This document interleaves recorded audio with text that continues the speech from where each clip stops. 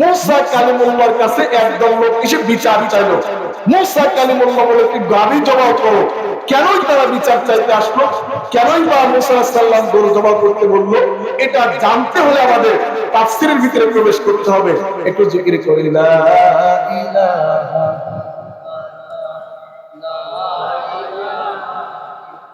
লা ইলাহা ইল্লাল্লাহ মুহাম্মাদুর রাসূলুল্লাহ।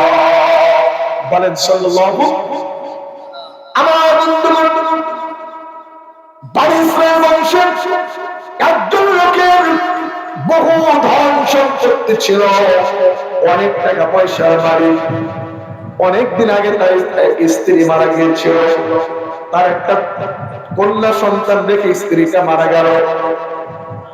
স্ত্রীটা মারা যাওয়ার পর ওই লোকটি এই কন্যাকে আস্তে আস্তে বড় করতে লাগলেন। এক পর্যায়ে মেয়েটা বিবাহের উপযুক্ত হয়ে গেল। বিবাহের উপযুক্ত সন্তান থাকলে পিতা মাতার টেনশন কম হয় না বেশি হয়? আরেকটু জোরে বলেন, কম হয় না বেশি হয়? আগের যুগে হতো, এখনকার যুগে পিতা মাতা তেমন আর টেনশন করে না, কারণ ছেলে ছেলে ও দায়িত্ব থেকে পিতা মাতা অনেকটা মুক্তই করে দিয়েছে। এখন ওরা নিজেরাই কলেজ, ইউনিভার্সিটি, বিশ্ববিদ্যালয় গিয়ে নিজেরাই অন্তত বিয়ের কাজটা ওরা নিজেরাই সম্পন্ন করে। কথা বলার ঠিক না ঠিক? তবে ভালো ছেলে এবং ভালো মেয়ে যারা, ভালো ছেলে এবং ভালো মেয়ে যারা তার পিতা মাতার অগ্রাধিকারকে প্রাধান্য দেয়। কথা বলেন ঠিক না ঠিক? আমাদের সমাজে ভালো ছেলে আছে না নাই? ভালো মেয়েও আছে না নাই?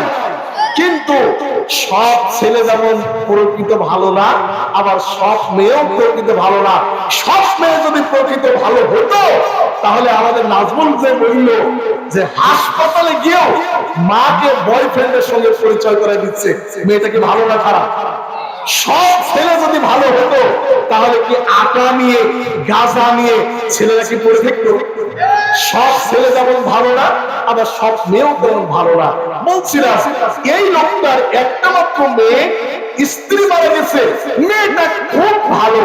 লোকটা চিন্তা করলো, আমার মেয়ে যেমন ভালো, আমি একটা ভালো পাত্রর সঙ্গে আমার মেয়েটা বিয়ে দিতে চাই। জোরে কোন আল্লাহু আকবার। আজ আমরা বিবাহের জন্য ভালো ছেলে দেখি না ভালো চাকরি দেখি?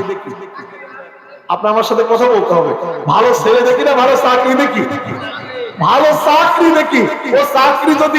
ও চাকরি যদি অফিসের বিড়িটানা হয়, পিয়ন হয়, তারপরে আমরা চাকরিজীবীর সঙ্গে দিতে চাই। ভালো ছেলের সঙ্গে আমরা ছেলে মেয়ে বিয়ে করাতে চাই না, এ যাতে কপাল পোড়া। কথা বলে ঠিক না ঠিক? আমার সঙ্গে একটা ছেলে দাঁড়াইতো বেশ কিছুদিন আগে। ছেলেটার মুখে ছিল আমার মতন এক মুষ্টি দাড়ি। হঠাৎ একদিন মুখে হাত দিয়ে দেখি সর্বনাশ, ওর মুখটা হাসপাতাল শেষ। কিসে মানে কি? একদম। আমি বলছি এই অবস্থা কেন? দাড়ির কারণে আমার বিয়ে হচ্ছে না। বলবেন না? আচ্ছা বলেন, যারা দাড়ি রেখেছে, এই যে আমার পাশে এক হুজুর, এই যে এক হুজুর, আমরা এখানে 3 হুজুর আছি। এই 3 হুজুরই আলহামদুলিল্লাহ বিবাহিত এবং 3 হুজুরের ফ্যামিলি যথেষ্ট সুন্দর। আলহামদুলিল্লাহ বলেন। যে সমস্ত ছেলে এবং মেয়েরা যারা দাড়ি এটা অজুহাত করে, ছেলেরা তুমি দাড়ি রেখে দেখো, আল্লাহ তোমার প্রতি বারাকা নাযিল করবে, আল্লাহ তোমার প্রতি বারাকা নাযিল করবে। আর আজকে সায়েন্স বলছে দাড়ি কাটার কারণে, দাড়ি চাষার কারণে পুরুষের যৌন শক্তি বিনষ্ট হয়ে যায়। নাউজুবিল্লাহ বলেন। এটা আল্লাহর পক্ষ থেকে একটা দান, এই দাড়ি রাখতে হবে। বলছিলাম ওই লোকটা অত্যন্ত ভালো মানুষ ছিল, বনী ইসরাঈল বংশের। মেয়ে বিয়ে দেবে, একটা ভালো ছেলে যাচাই করছে, কিন্তু মিলাতে পারছে না। আপনাকে আমার কথা পরিষ্কার বুঝতে পারছেন? তার একটু সরে সরে বসে আর জিকির করেন লা ইলাহা। একটা ওইদিকে জোরে জোরে লা ইলাহা ইল্লাল্লাহ সুবহানাল্লাহ আলহামদুলিল্লাহ লা ইলাহা। জোরে জোরে লা ইলাহা লা ইলাহা ইল্লাল্লাহ মুহাম্মাদুর রাসূলুল্লাহ। যেরকম সাল্লাল্লাহু। ওই লোকটি একা করে অনেক পাত্র দেখলো তার মেয়ের জন্য কোন পাত্র তার পছন্দ হয় না। ওই লোকটার টার্গেট একটা ভালো ছেলের হাতে আমার মেয়েটাকে বিয়ে দিতে চাই। হঠাৎ করে ওই লোকটির একটা ভাইয়ের ছেলে ছিল, দুষ্ট প্রকৃতির খারাপ ছেলে, নেশা জাতীয় দ্রব্যের সাথে তার সম্পর্ক, সমাজের ভিতরে বিশৃঙ্খলায় করাই তার কাজ। ওই লোকটার ভাসতে এসে বলছে, চাচা আমার বোনকে তো বিবাহ দিয়ে দিবেন, ঠিক আছে চাচা, আপনার তো অনেক সম্পদ, এই সম্পদ আমি দেখাশোনা করবো, আপনাকেও আমি দেখাশোনা করবো, আপনার মেয়েটাকে আমার সঙ্গে বিয়ে দিয়ে দিন। ভাইয়ের ছেলে সে প্রস্তাব দিচ্ছে, চাচা আপনার মেয়েটাকে আমার সঙ্গে বিয়ে দিন।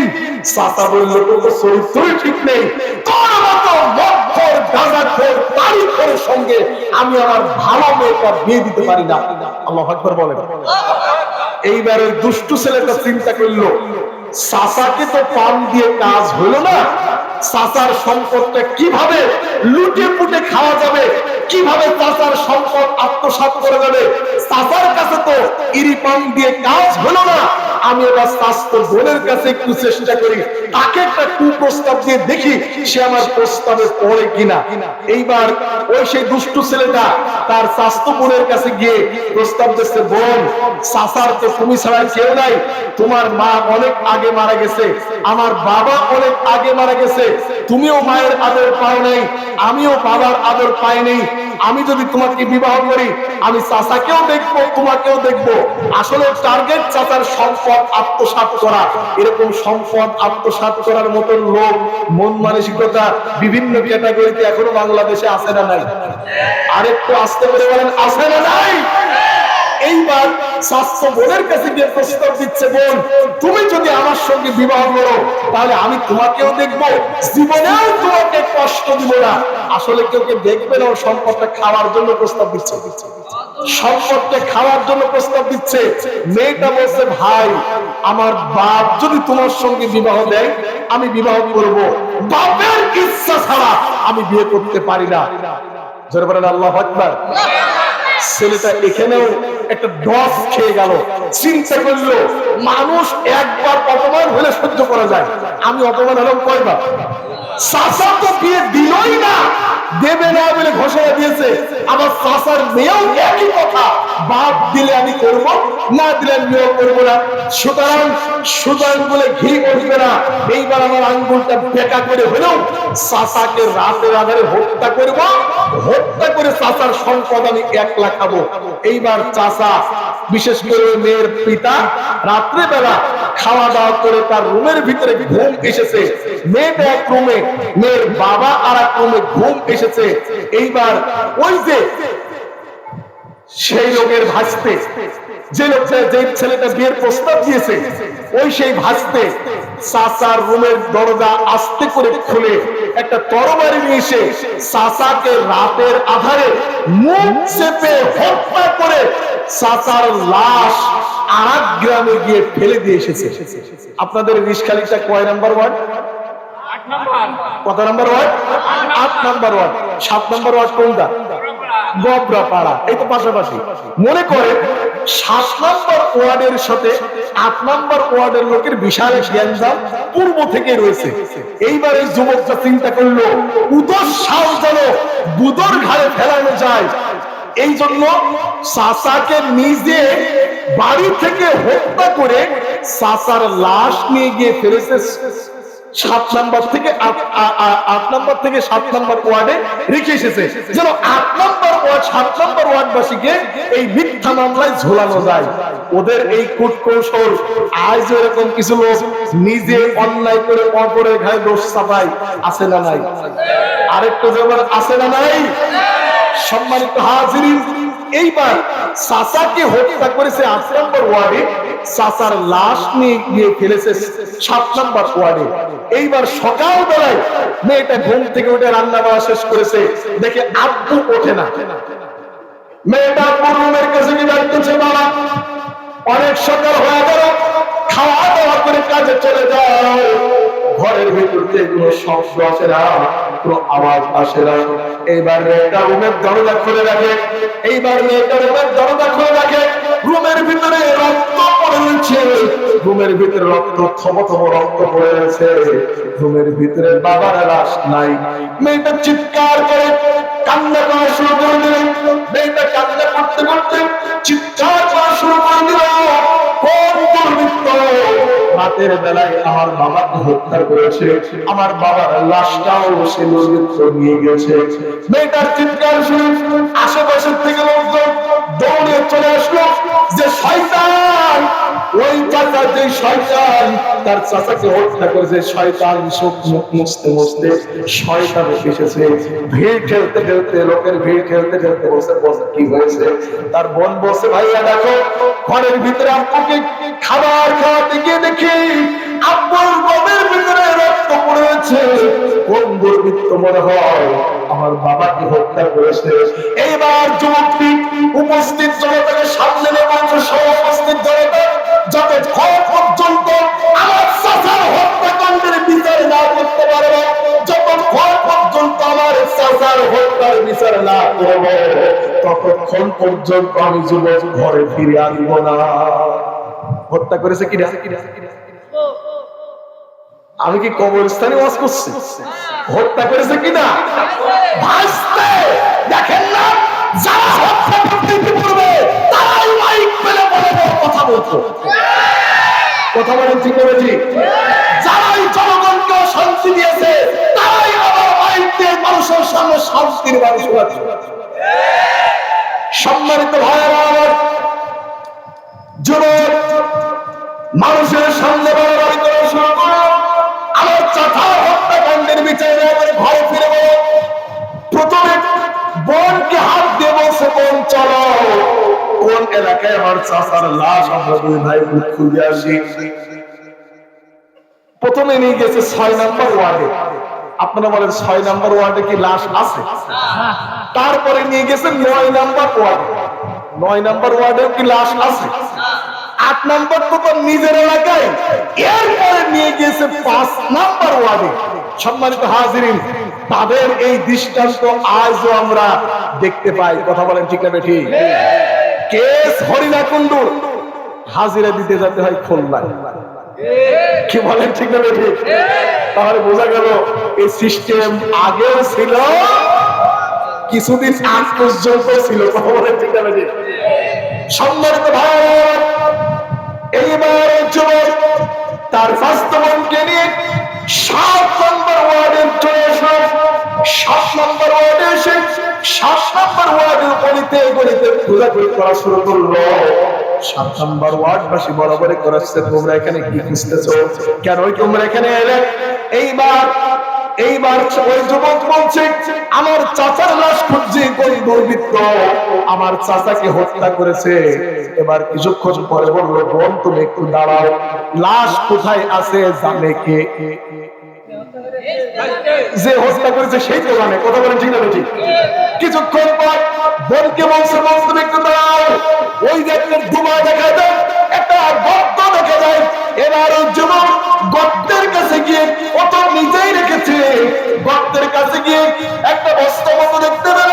এইবার বস্তাটা খুলে নাটক করা শুরু করে দিল, আমার চাচাকে এই ৭ নম্বর ওয়ার্ডবাসী হত্যা করেছে, তোমাদের বিচার না করে আমরা ঘরে ফিরবো না।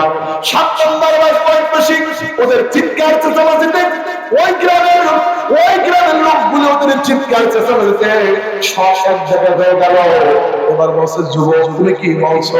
এবার যুবক বলছে, তোমরা আমার চাচাকে হত্যা করেছো আমার চাচার সম্পদ খাওয়ার জন্য, আমার স্বাস্থ্য বোনকে বিবাহ করার জন্য। এইবার ৭ নম্বর ওয়ার্ডবাসীর ওই গ্রামবাসী বলল, যুবক শোনো, আল্লাহর কসম করে বলি, তোমার চাচাকে কোনোদিন দেখিনি, আর তার মেয়েকে তো দেখার প্রশ্ন আসে না। তোমার চাচাকেই তো ভালো করে চিনে না, তার মেয়েকে দেখার তো কোনো প্রশ্ন আসে না। ও যুবক ভালো করে শোনো, আমরা তোমার চাচাকে হত্যা করিনি, তোমার চাচার হত্যাকারীকে তোমরা ভালো করে খুঁজে রাখো। যুবক বলছে, ঠান্ডা কথা বললে হবে না, আমরা তোমাদের নামে মামলা দেবো। যেহেতু লাশ পাইছে এখানে, আমরা তোমাদের নামে কি করব? মানুষকে ডাউন দেওয়ার কয়েকটা কৌশল। 1 নম্বর কৌশল, যদি কাউকে ডাউন দিতে হয় কৌশলে তাকে ভোটে দাঁড়িয়ে দেবেন, যার কথা সহ্য হবে না পায় তার কথা সহ্য করে রাখবে গায়ে, এমনিতেই লোকটা ডাউন হয়ে যাবে। আর লোকজন এখন যে খাওয়া শিখেছে, সাত দোকানে একটা প্রার্থী গেলে এক একজন অন্তত 50 টাকার নিচে ছাড়ে না। পান না খালেও ওই দিন ধরে খাওয়ার ইচ্ছা থাকে। কি বলে ঠিক বলেছি? তাহলে মানুষকে ডাউন দেওয়ার কয়েকটা কৌশল। 1 নম্বর কৌশল কি? ভোটে ধারণ করানো। 2 নম্বর কৌশলে তাকে দুটো নিকে করিয়ে দেওয়া, এমনিতেই সাইজ হয়ে যাবে। আর 3 নম্বর কৌশল হচ্ছে এই, যদি কারোর নামে মামলা দেওয়া যায় ও কোর্টের বারান্দায় যাতে জীবন শেষ। আপনারা কি বিরক্ত বোধ করছেন? আমার বন্ধুগণ, যুবককে বলছে আমি তোমাদের নামে মামলা দেব, যেহেতু তোমরা আমার ছোটকে হত্যা করেছ। ওই 7 নম্বর ওয়ার্ডবাসীর মুরব্বীরা বলছে, যুবক তুমি বলছো তোমার চাচাকে আমরা হত্যা করেছি, ওই যুবক তোমার চাচাকে আমরা চিনি না। শোনো, আমাদের মাঝে একজন আল্লাহর নবী আছে, নবীটির নাম মুসা। যারা বলেন নবীটার নাম কি? মুসা। চলো আমরা সবাই ওই আল্লাহর নবীর কাছে যাব, উনি যে ফয়সালা দেবে সেই ফয়সালাটা আমরা গ্রহণ করব। যুবক চিন্তা করলো, মুসা তো আল্লাহর নবী, আমি যে হত্যা করেছি মুসা বুঝতেও পারবে না, কৌশলে ওদের শাস্তি দেবে। যেহেতু গ্রামে ওদের মানুষ মারা গেছে, ওরাই মামলায় পড়বে, আমি বেঁচে যাবো। বাংলাদেশে এরকম টার্গেট অনেকে ছিল, আসিফার হুজুররা ছিল বুঝতে পারবে, আমরা আনন্দ করে ফুর্তি করে খেয়ে বেড়াবো, ওদের সেগুলো কিন্তু পানি পড়ে গেছে। আমার ভাই মুসা খেলে বলল, ওই তো মুরব্বীরা বলল, যুবক শান্ত হও, আমাদের মাঝে আল্লাহর জন্য নবী আছে, চলো আমরা সবাই ওই নবীর কাছে যাব, ওই নবী যে ফয়সালা দেবে ওটা আমরা মেনে নেব।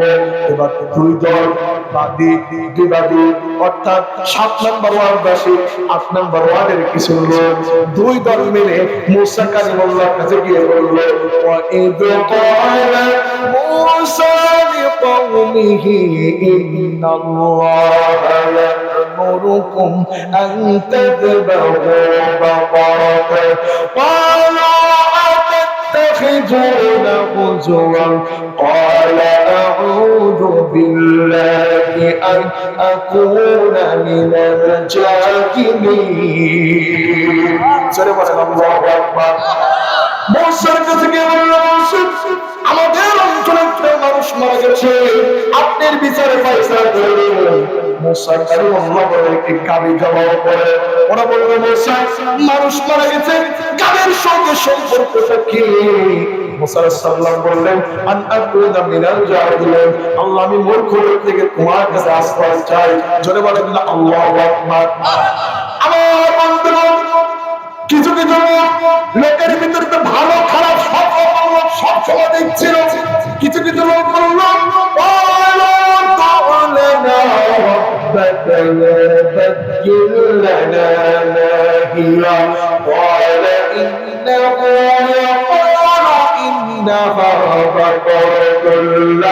فريد ولا بكر أول بين ذلك فافعلوا ما تؤمرون। জোরে বলেন আল্লাহু আকবার। সবাই একসঙ্গে বলেছেন, একটু জোরে বলেন আল্লাহু আকবার। ওরা বলল, কোয়াদু দুলানা রাব্বাকা ইউবাইয়িন লানা মা জিয়া। মুসা, তুমি তোমার রবের কাছে শোনো, কেমন গাবি জবাই করতে হবে। আল্লাহ কি বলেছে নাকি যে এইরকম গাবি জবাই করো? ওরা দেখেন পাকাচ্ছে কিভাবে। ওরা বলছে, মুসা তোমার রবের কাছে শোনো, কেমন গাবি জবাই করতে হবে। মুসা আলাইহিস সালাম বললেন, ক্বালা ইন্নাহু ইয়াকুলু ইন্নাহা বাকারাতুন লা শারীকুন ওয়ালা বিকরুন। মুসা আলাইহিস সালাম বললেন, শোনো, এই গাভীটার বয়স বেশিও হবে না কমও হবে না। তাফসীরের ভিতরে এসেছে যে কোনো একটা গাভী জবাই করলে হয়ে যেত। ওরা যখন বলল কেমন গাভী জবাই করতে হবে, আল্লাহ বলল গাভীটার বয়স বেশিও হবে না কমও হবে না, মধ্য বয়সের গাভী জমা করতে হবে। আল্লাহু আকবার। এবার তারা বলল قالوا ادع لنا ربك يبين لنا ما لونها قال إنه يقول إنها بقرة صفراء فقيع لونها تسر الناجرين। ওরা বলছে মুসা বুঝলাম গাভীটার বয়স বেশি হবে না কম হবে না, মুসা তুমি বলো ওই গাভীটার রং কেমন হবে। আচ্ছা আল্লাহ কি বলেছেন একটু তোরা সাদা রঙের গাভী জমা কর কি লাল রঙের গাভী জমা কর? আল্লাহ বলেছেন না গাভী জমা কর। ওরা পেশাস্তার বাস মুসা তুমি তোমার রবের কাছে শোনো গাভীটার রং কেমন হবে। আল্লাহ তাআলা বলেন মুসা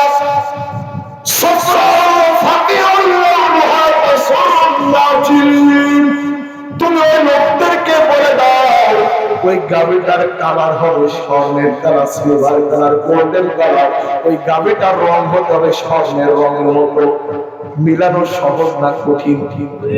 আরেকটু জোরে বলেন মিলানো সহজ না কঠিন? এইবার তারা বললেন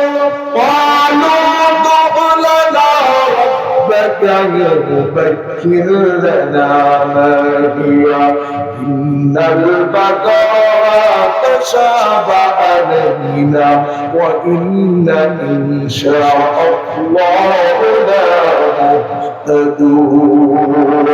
سبحان الله أكبر। এইবার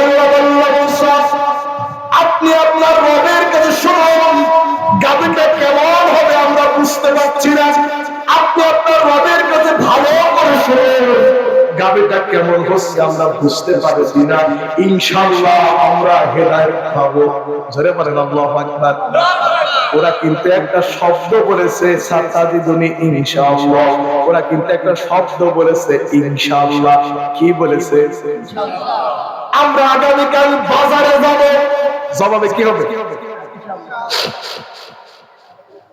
আগামী পরশুদিন মোশাররফ ভাই 10,000 টাকা দেওয়ার দরকার, দিতে হবে। শেষে কি হবে? একটু জবাবে শেষে কি হবে? আগামী দিন অমুক জায়গায় যাব, শেষে কি হবে? কিন্তু এই ইনশাআল্লাহ আমরা বলি না। কি বলেন? বলি। বাড়ির থেকে আকাবাত করে ভাত খাচ্ছে, বউটা জিজ্ঞেস করছে কি বলো তুমি এত তাড়াতাড়ি ভাত খাচ্ছ কেন? এই ওখানে কথা হচ্ছে কেন? বউটা জিজ্ঞেস করছে কি তুমি এত তাড়াতাড়ি ভাত খাচ্ছ কেন? বলছে গরু কিনতে যাবো। বলে গরু কিনতে যাবা ইনশাআল্লাহ বলো। এখন আমাদের কাজ তো কোনো জায়গায় যদি আমাদের পাওয়ার নাও চলে, মহিলাদের কাছে কিন্তু আমরা পাওয়ার একটু বেশি দেখাতে চাই। আস্তে করে বলার কথা ঠিক হবে ঠিক? এখন লোকটা বলছে টাকা আছে পকেটে, গরু আছে হাতে, ইনশাআল্লাহ বললো কে? তাই বলে বাড়িতে চলে গেছে গরু কেনার নিয়েতে, পাকা নিয়ত করে। বাজারের ভিতরে কিছু ভদ্রলোক টাইপের লোক বেড়ায়, ওদের কাজই হচ্ছে খালি বেলেটের কাজ। বলে তো তাদের নাম কি? পকেট মার। সবাই বলে তাদের নাম কি? পকেট মার। এখন এই ঘোরাফেরার পিছনে ওর পকেট পিছু দেখে এক পকেট মার কৌশলে পকেট মেরে নিয়েছে। এবার সন্ধ্যার পরে বাড়ি আসছে সকিনার মা, রাত্রে বেলা দেখে দরজাটা আস্তে করে খুললো। আস্তে করে কথা বলো, আমি তোমার বলি রাখবো। বলে তুমি গেলে গরু কিনতে পারি। গরু কই? তুমি একলা আসছো কেন? তো বসে গরু কিনতে পারিনি ইনশাআল্লাহ। বলে কি হলো? বলে পকেট মার টাকা মেরে নিয়েছে ইনশাআল্লাহ। আচ্ছা বলেন এখন কি ইনশাআল্লাহ বলার কোনো দরকার আছে? ইনশাআল্লাহ জায়গা মতো বলতে হবে। কথা বলেন ঠিক আছে ঠিক? এই বাংলাদেশের স্বাধীনতার স্থপতি ছিলেন, যিনি স্বাধীনতা যার ভাষণের মাধ্যমে সূত্রপাত হয়েছিল, সেই বঙ্গবন্ধু শেখ মুজিবুর রহমান। উনি কিন্তু ওনার ভাষণে এক জায়গায় বলেছিলেন রক্ত যখন দিয়েছি রক্ত আরো দেবো, এদেশের মানুষকে মুক্ত করে ছাড়বো। শেষে কি ছিল? আরেকটু শেষে কি ছিল? কিন্তু তার রেখে দেওয়া সেই সংগঠনের লোকজন লাস্ট পর্যায়ে ইনশাআল্লাহ আলহামদুলিল্লাহ এগুলো সহ্য করতে পারতো না। কথা বলে ঠিক আছে ঠিক? আমার বন্ধুগণ, আমি যেটা বলছি সমস্ত ওয়াদা দেওয়ার ক্ষেত্রে ক্ষেত্রে আমরা একটা প্রতিশ্রুতি দিতে হবে, ওয়াদা দেওয়ার ক্ষেত্রে একটা কথা বলতে হবে। সেটা কি? সবাই বলেন কি? ওরাও কি বলছে দেখো,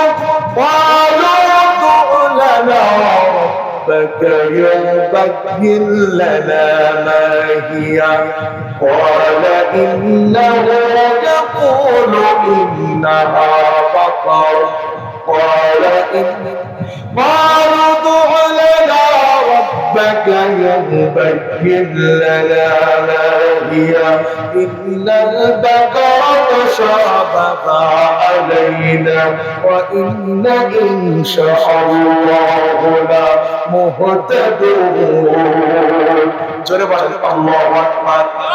তারা বলল মুসা আপনি আপনার রবের কাছে শুনুন ওই গাভীটা কেমন হবে, ইনশাআল্লাহ আমরা হেদায়েত পাবো। আমার বন্ধুগণ, হেদায়েত চেনা যায় না। সকলে জোরে বলেন তো হেদায়েতের মালিক কে? আরেকটু জোরে বলেন হেদায়েতের মালিক কে? বহু মানুষ এমন দেখবেন, বহু মানুষ সমাজে আছে নামাজ পড়ে না, রুকু করে না, এমনকি যাকাত ফরজ হলো যাকাত দেয় না। হঠাৎ করে কোন একদিন ওয়াজ শুনে, কোন একদিন তাফসীর শুনে মনটা পরিবর্তন হয়ে গেল, এরপর থেকে নামাজ কাজা করে না, মসজিদে দান সদকা বন্ধ করে না। আবার এমনও কিছু লোক আছে, নামাজ পড়তো, বর্তমানে ইসলাম বিরোধীদের সঙ্গে যোগ দিয়ে ইসলামকে ধ্বংস করার পিছনে টাকা পয়সা ব্যয় করে। হেদায়েত আল্লাহ পাকের কাছ থেকে চেয়ে নিতে হয়। এই জন্য প্রত্যেক দিন সূরা ফাতিহার ভিতরে আমরা বলি ইহদিনাস সিরাতাল মুস্তাকিম। জোরে বলেন আল্লাহু আকবার। আল্লাহ আমাদেরকে সহজ সরল রাস্তার উপর প্রতিষ্ঠিত রাখো। জোরে বলেন আল্লাহু আকবার। আমার বন্ধুগণ, ওরা বলল আপনি আপনার রবের কাছ থেকে ভালো করে শুনুন গাভীটা কেমন হবে। তারা বলল মুসা সাল্লাল্লাহু বললেন إنها بقرة لا ذلول تثير الأرض ولا تسقي الغرس مسلمة لا شيئة فيها قالوا الآن جئت بالحق فذبحوها وما كادوا يفعلون। সরে বলেন না আল্লাহু আকবার। মুসা আলাইহিস সালাম বললেন শোনো, ওই গাভীটার একটা বৈশিষ্ট্য হলো, ওই গাভীটার আরেকটা বৈশিষ্ট্য হলো ওই গাভীটা না কেউ তাকে দিয়ে চাষ করেছে, অর্থাৎ চাষ করা কোনো গাভী হলে হবে না, ওর গায়ে কোনো স্পট থাকবে না, কোনো শিং ভাঙা কান ছিঁড়া এইরকম হলে হবে না, একদম নিখুঁত প্রকৃতির একটা গাভীর বাচ্চা হতে হবে। আল্লাহু আকবার। এবার আবার শোনেন, ওরা বলল মুসা বিচার করে দেন। মুসা বলল গরু জবাই করো। এইবার আল্লাহ, ওরা বলল মুসা শোনেন কেমন গরু? আল্লাহ বলল বয়স বেশিও হবে না কমও হবে না। ওরা বলল কেমন কালার? আল্লাহ বলল স্বর্ণের কালার। ওরা বলল আবার একটু ভালো করে বলেন। আল্লাহ বলল সেই গাভীটার গায়ে কোন প্রকার মারির দাগ, জোয়ালের দাগ, কোন প্রকার দাগ থাকবে না, একদম নিখুঁত গাভীর বাছুর হতে হবে। এবার বলেন স্বর্ণের কালার, বয়স বেশিও নাই কমও নাই, গায়ে কোনো প্রকার দাগ থাকবে না। আচ্ছা এরকম একটা গরুর বাছুর, গাভীর বাছুর খুঁজে পাওয়া কঠিন না সহজ? আমার বন্ধুগণ, মুসা আলাইহিস সালাম বললেন এই গরুটা খুঁজে নিয়ে এসো, আমি তোমাদের বিচার করে দেব। বিচার কি বিচার হয় আমাদের শোনার দরকার আছে না নাই? তার আগে একটু ঝংকার দিয়ে জিকির করতে হবে লা ইলাহা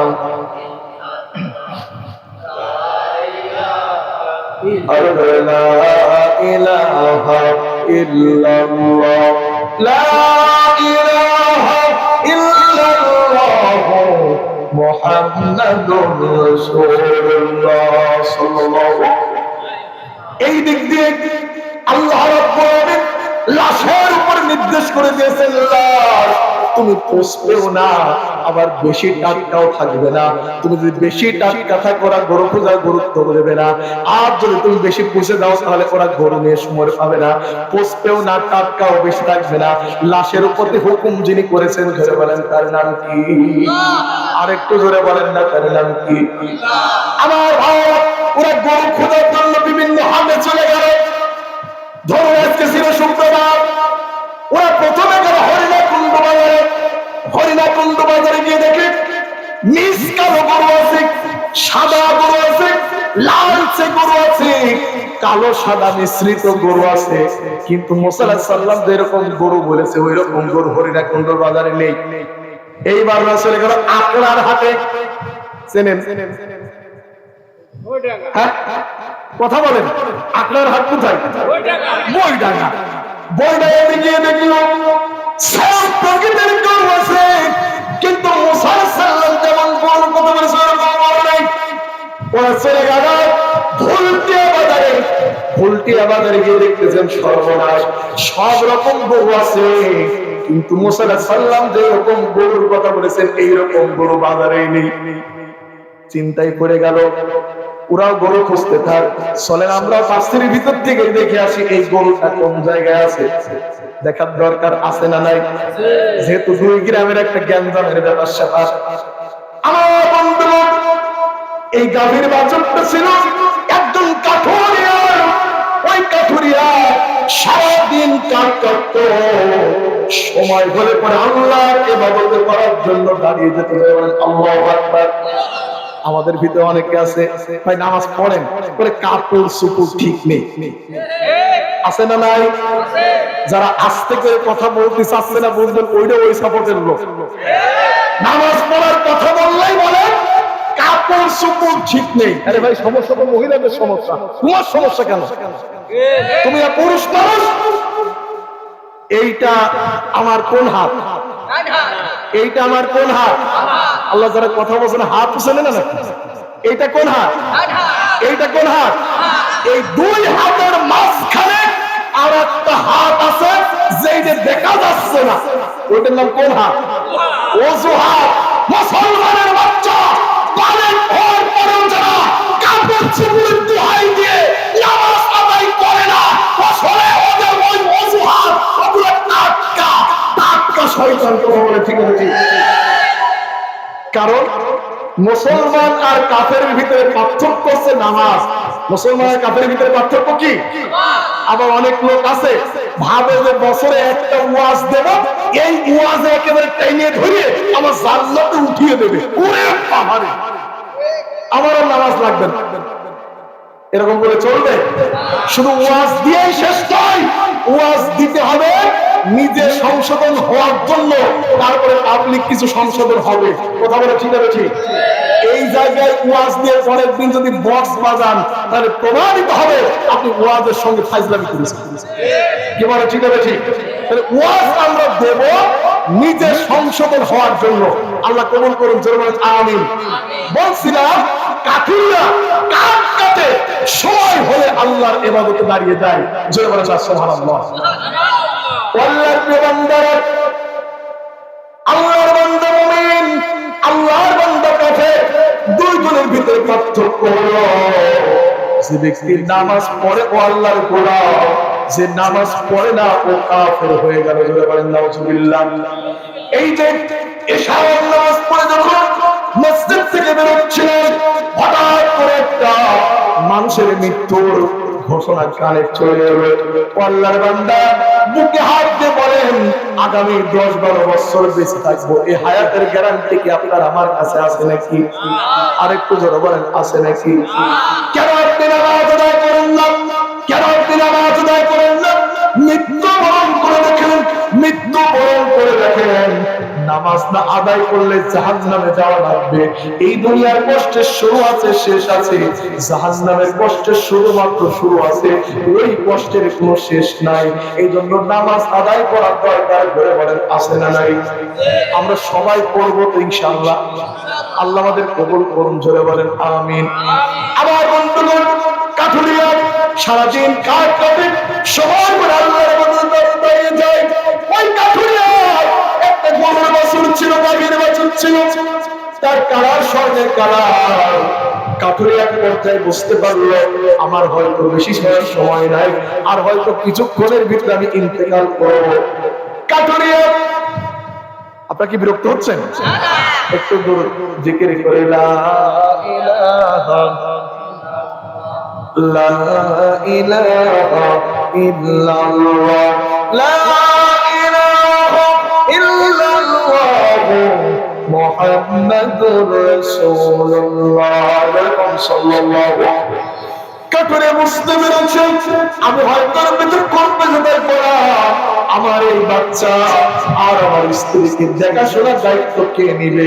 কাঠুরিয়া মৃত্যুর কিছুক্ষণ আগে আল্লাহর কাছে হাত করে বলে, আল্লাহ আমার পরিবারের দায়িত্ব তুমি তোমার কুদরতে হাতে উঠায় নাও। চিৎকার করে বলেন না সুবহানাল্লাহ। কাঠুরিয়া এখন ইন্তেকাল করেনি, ইন্তেকালের কিছুক্ষণ আগে ওই যে গাভীর বাছুরটা, ওই গাভীর বাছুরটা কাঠুরিয়া জঙ্গলের ভিতরে নিয়ে গেল। জঙ্গলের ভিতরে নিয়ে যাওয়ার পর কাঠুরিয়া জঙ্গলের মাঝখানে গিয়ে বলছে, জঙ্গল আমার শরীরের অবস্থা ভালো না, আমি মনে হয় বেশিক্ষণ বাঁচবো না। জঙ্গল আমার এই বাচ্চা, আমার এই গাভীর বাচ্চাটাকে তুমি আমানত রাখো। ওরে জঙ্গল আমি মনে হয় বেশিক্ষণ বাঁচবো না, আমার এই গাভীর বাছুরটা তোমার কাছে আমানত রাখলাম। আমার